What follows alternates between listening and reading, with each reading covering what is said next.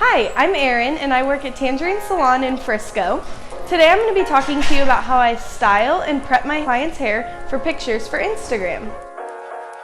First, we're going to talk about how we style the hair. I always like to start by using our Speed of Light blow dry accelerator when the client's hair is wet before blow drying. It's going to help to cut the blow dry time in half. It's also going to add shine and detangle the hair, and shine is great for pictures. I always also love to go in with our Texture Tonic.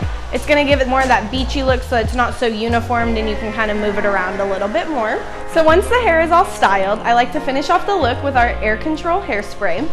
It is a light hold hairspray, but it's still going to hold the hair and you're able to move the hair around and form it in the way that it needs to be without it being crunchy or hard. So now we're actually going to start taking the pictures.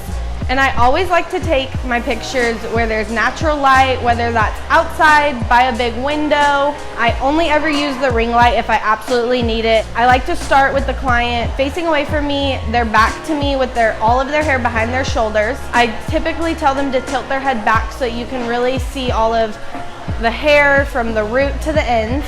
And I like to start by taking pictures from above, below, and I just get all of the different angles.